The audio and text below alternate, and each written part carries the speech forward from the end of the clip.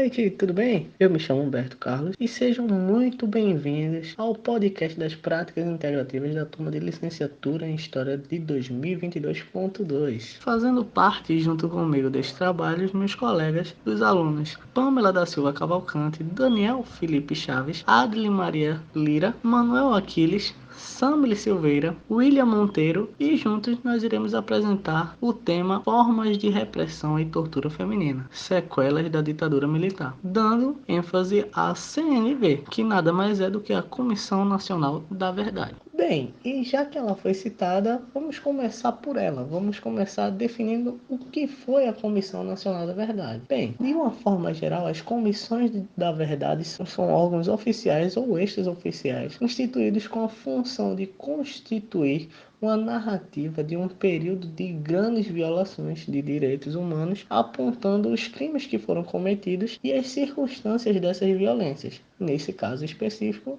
no período da ditadura cívico-militar de 64. E para finalizar, dividimos o trabalho em 4 partes. A primeira delas, vamos abordar o que são fontes orais. Após isso, vamos nos ater em como eram as mulheres na ditadura militar e como elas eram tratadas nesse contexto. Como também as fontes orais foram úteis para o tema desse contexto do trabalho. E por último, os 3 exemplos que trouxemos para vocês.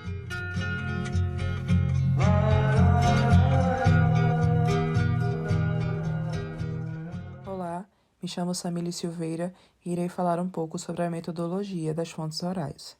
Para compreender a importância da memória para a história oral, é preciso, antes de tudo, entender como as fontes orais são utilizadas. A fonte oral é uma metodologia de pesquisa de caráter multidisciplinar que utiliza de depoimentos baseados em memórias de pessoas que protagonizaram e testemunharam fatos históricos. Partindo por esse princípio, a fonte oral atua como processo metodológico que auxilia a Comissão Nacional da Verdade, CNV, que tem como objetivo principal a construção de uma verdade histórica sobre os períodos autoritários entre os anos de 1948 a 1988, com ênfase maior para a ditadura militar, quando aconteceu a maioria dos casos de violação aos direitos humanos. Os caminhos da comissão têm mostrado que é necessário trabalhar em parceria com instituições de defesa dos direitos fundamentais e da democracia no Brasil, na investigação da documentação histórica e na tomada dos depoimentos. E é nesse âmbito que a metodologia da fonte oral opera. O pesquisador inicia com pesquisas bibliográficas e documentais. Após essas pesquisas, começa a elaboração do projeto. Mas por que é necessário a elaboração de um projeto? Porque é no projeto que o pesquisador define o seu objetivo, o que ele busca com aquelas pesquisas. E só a partir daí é que são identificados os possíveis entrevistados e começam os primeiros contatos. Com isso, para realizar a coleta de dados, é preciso agendar a entrevista, que envolve a negociação de diversos aspectos com o entrevistado. Após a entrevista, é necessário assinar um termo de autorização de uso, transcrever e editar o áudio, além de analisar o material coletado. O registro dos depoimentos e análise dos materiais possibilitam a interpretação de temas da história que possuem poucos registros, além de apresentar informações e fatos relevantes para complementar alguma documentação ou abordar uma temática por outro viés. Sendo assim, os depoimentos de vítimas da repressão e tortura do regime militar são um tipo de fonte oral específica, produzida pela Comissão da Memória e da Verdade, para dar voz a indivíduos que foram silenciados ao longo da história.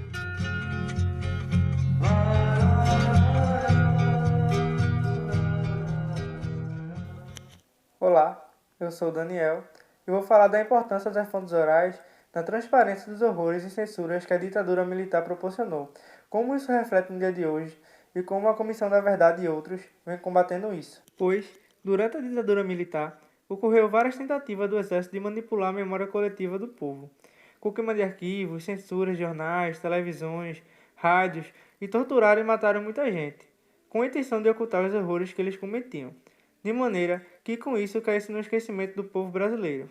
Bem, a princípio, entendemos que as fontes orais trabalham com as memórias das pessoas envolvidas, e que devido ao trauma sofrido, trazem diversos sentimentos, tais eles medo, angústias e outros, e através disso pode ocorrer na vítima o esquecimento ou a omissão por medo. E devido a esses problemas, eu gostaria de citar os 3 atos de coragem das mulheres ao combate à ditadura, até os dias atuais.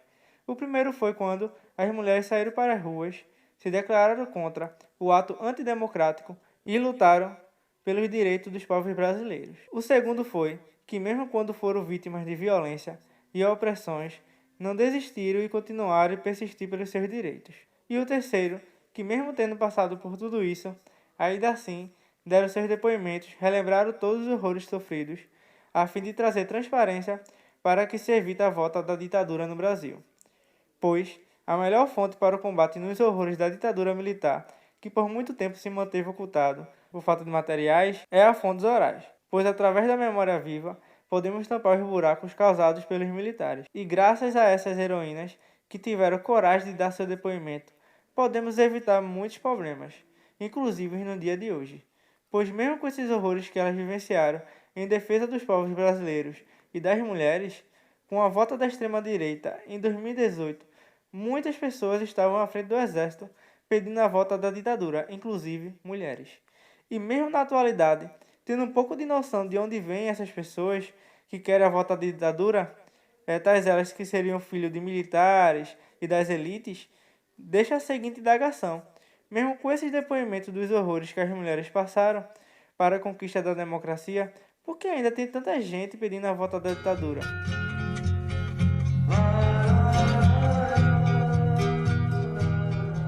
Olá, eu sou Pamela Cavalcante e eu sou mais uma participante desse podcast. E hoje eu vim trazer para vocês um pouco da tortura sofrida pelas mulheres durante a ditadura militar. O movimento feminista, ele começou lá na década de 60, lá nos Estados Unidos, mas ele só chegou aqui no Brasil na época da ditadura, o que ocasionou que as mulheres entrassem fortemente dentro dos movimentos, né, da ditadura militar, e acontecia de muitas vezes delas serem presas e torturadas, porque se elas faziam parte do movimento, elas conheciam muitas coisas. E a forma de tortura que acontecia com essas mulheres, né, elas apanhavam com palmatória, tapas no rosto, elas levavam choques nas partes íntimas, nos seios e nas outras partes. E muita tortura psicológica também. No caso, quando elas eram muito gordinhas ou magras demais para o padrão brasileiro da época, comentavam muito sobre a gordura ou pela falta de gordura. Também no caso dela estar amamentando, né, ou grávida, eles comentavam do leite materno, tiravam sarro da menstruação da mulher. Era mais uma tortura psicológica. Outra forma de tortura que também aconteceu com as mulheres, foi sofrida por elas, no caso, foi a violência sexual. Muitas comentavam que elas não se sentiam seguras naquele lugar, né, onde elas eram torturadas, que quando elas chegavam, elas tinham que estar totalmente despidas em frente aos seus torturadores, e isso eu acredito que nenhuma mulher se sentiria segura. E também tem um pequeno relato, onde 2 torturadores conversam e um deles fala assim: não precisa colocar ela no pau de arara, porque comigo ela vai gozar e ela vai falar. Então, assim, é um dos exemplos que a violência sexual era ativamente durante a ditadura militar. Bom, terminando o contexto histórico do nosso podcast, eu vou falar agora sobre um exemplo de memória de uma mulher que viveu na época da ditadura militar e que sofreu com tortura, com tudo, que foi a nossa ex-presidenta Dilma Rousseff. Ela foi a nossa primeira presidente mulher, mas ela era militante do grupo Vanguarda Armada. Lá na época da ditadura militar, ela tinha 22 anos e foi presa, condenada em primeira instância durante 6 anos e 1 mês de detenção. Ela passou vários momentos de tortura em diferentes prisões. Ela deu um depoimento onde ela revelou sobre o período que ficou detida, lá no presídio de Juiz de Fora, em Minas Gerais, em 1972, onde ela falou assim: se o interrogatório é de longa duração, com o interrogador experiente, ele te coloca no pau de arara alguns momentos e depois leva para o choque, uma dor que não deixa rastro, só te mina. Esse é o relato de Dilma Rousseff sobre a tortura que ela passou durante a ditadura militar.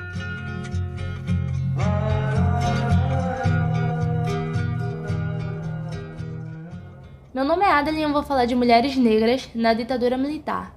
Mas, ao falar da ditadura militar, o que remetemos logo É a história, a memória de uma militância branca burguesa de classe média que eram intelectuais e que frequentavam academias e usava esse espaço como panfleto de militância. Um exemplo desses intelectuais temos Miriam Leitão, formada já aos seus 19 anos em jornalismo. Ela estava grávida quando foi presa e torturada. No depoimento dela, ela diz que foi levada a uma sala escura que foi colocada uma cobra. Além de uma tortura física, ela sofreu um terror psicológico. E trazendo para os tempos atuais, a memória dela foi ridicularizada por um deputado. E até hoje ela espera umas desculpas das Forças Armadas. E o que me levantou a questão de, mesmo ela estando no lugar dela de privilégio de uma mulher branca e intelectual, ela teve uma voz silenciada, ela teve a memória dela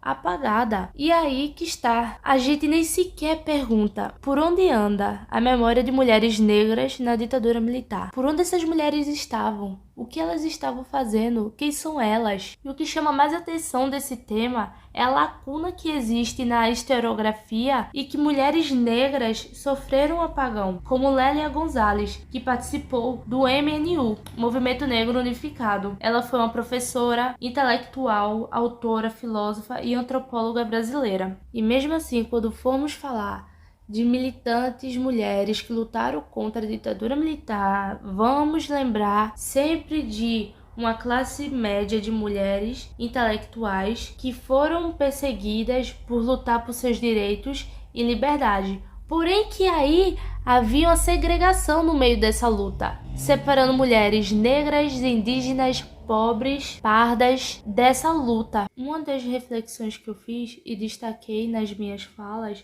foi por onde anda a memória de mulheres negras na ditadura. Bem, eu fui no óbvio, ou não tão óbvio, que foi o canal CNV, que é o canal da Comissão Nacional da Verdade, que lá tem audiências públicas e depoimento de pessoas que foram torturadas durante a ditadura militar. E ao entrar nesse canal, não havia depoimentos de mulheres negras na ditadura militar. Ou seja, na audiência não havia depoimento de mulheres negras, porém, agora, de uns tempos para cá, o movimento negro e as mulheres que participam estão levantando pesquisas e estudos sobre um assunto. E entrando em sites, havia muito mais questionamentos e que queriam uma resposta. E talvez podemos ter uma breve resposta no tempo atual, se observarmos que a estrutura continua a mesma sobre as mulheres negras, a repressão, a violência dos corpos e no meio social, onde seus direitos são negados ou deixados de lado. A reflexão que fica sobre esse tema é que, será mesmo que nós mudamos o nosso comportamento, a nossa visão sobre as mulheres negras, desde a ditadura militar até os tempos atuais? Nós, como sociedade brasileira, nem questionamos aonde essas mulheres estavam, o que elas faziam.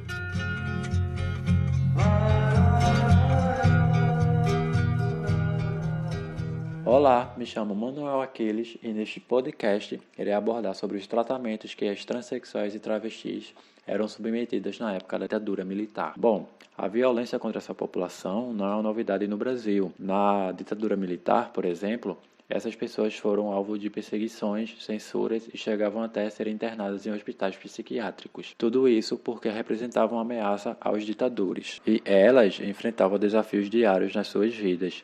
E um deles era a inclusão no mercado de trabalho. Muitas pessoas acreditam que essa população de transexuais e travestis esteja ligada a profissões sexuais, mas na realidade muitas vão para essa vida porque esta é a única alternativa que lhes restam. Exterminar os grupos sociais inofensivos cuja a existência era inconveniente aos valores morais preconceituosos impostos pelo regime, embora ocorra frequentemente casos de violência policial contra travestis até hoje, não existe mais uma perseguição às travestis como uma política de Estado que era declarada abertamente nos jornais, como era o caso da ditadura. Em 27 de fevereiro de 1987, era iniciada uma operação policial na capital paulista, que tinha como objetivo eliminar das ruas as ameaças e higienizar a cidade de tudo aquilo que a tornava suja. ela foi batizada de Operação Tarântula. Trago aqui como referência uma fonte oral, Martinha, uma travesti da Bahia. Bom, ela usava como tática comum entre as travestis para escapar, quando presas para se livrar do cárcere e das torturas, elas se mutilavam com lâminas que traziam escondidas na boca. Sabemos também que essa população era estereotipada por ISTs, como, por exemplo, o vírus do HIV. E os policiais, com medo de serem infectados, eles a libertavam. Martinha relata também que os policiais invadiam seus quartos para fazerem limpezas, raspavam suas cabeças, e Martinha, com seu olhar triste e reflexivo, ela fica se perguntando o porquê de tudo aquilo, o porquê de tanta tortura e tanta humilhação. Além das agressões físicas, ela relata que os militares também abusavam delas. Por o Brasil ser o país que mais mata transexuais e travestis do mundo, só nos mostra que a Operação Tarântula ainda existe e as rodeiam.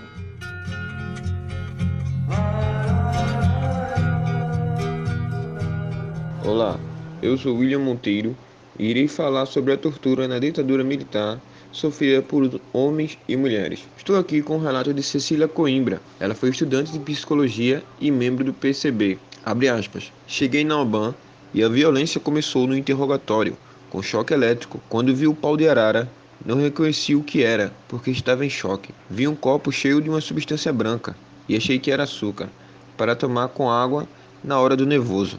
Mas era sal para pôr nas feridas. Eles abusam, violentam de uma maneira ou outra, humilham, tornam objeto. Eles faziam a gente se sentir uma porcaria. Também faziam uma certa gozação, como se eu tivesse me metido nisso, sem saber o que era. Eles tinham muito prazer na tortura. Não me pareceu que eles faziam por obrigação. Havia o Ustra, que era o mais terrível, porque vinha com uma conversinha, com a diplomacia.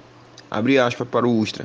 Minha filha, como você vai se meter nessas coisas? Você é de uma família boa. Vai prejudicar os seus filhos por essas coisas de comunismo, fecha aspas. E de repente, inesperadamente, ele lançava uma bufetada. Depois da UBAN, fui para o DOPS e para os Tiradentes, onde a coisa foi ficando mais de tortura psicológica e não física, mas sempre com aquele horror de saber que a qualquer momento a gente poderia voltar para o UBAN, fecha aspas. Esse foi o relato de Cecília, sofrido na ditadura. Agora vamos para um relato de um homem, Gilberto Natalini. Ele foi poeta e médico, e nunca se envolveu com luta armada. Hoje em dia conseguiu ser vereador no Partido Verde. Abre aspas. Tiraram a minha roupa e me obrigaram a subir em 2 latas. Conectaram fios ao meu corpo e me jogaram água com sal. Enquanto me davam choque, Ustra me batia com um cipó e gritava me pedindo informações. Sempre fui a favor da mobilização das consciências contra qualquer tirania. Nunca fui a favor de ações violentas. Acolhíamos perseguidos políticos, prestando atendimento médico quando necessário. Mas todo mundo que se opunha ao governo militar era visto como terrorista. Fecha aspas. A tortura contra as mulheres na ditadura era muito diferente. Muitos relatam até violência sistemática, fora os abortos forçados que foram feitos, os estrupos, malvadeza com mulher grávida e até choque nas partes genitais.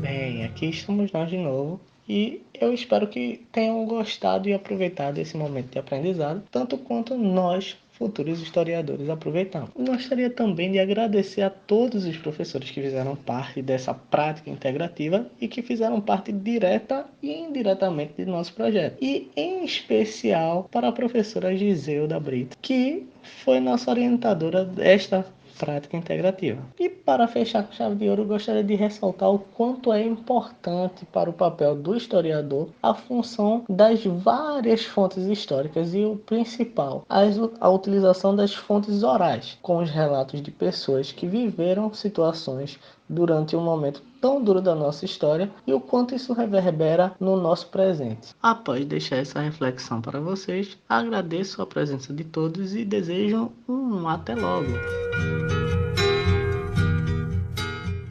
Vamos embora, que esperar não é saber. Quem sabe faz a hora, não espera por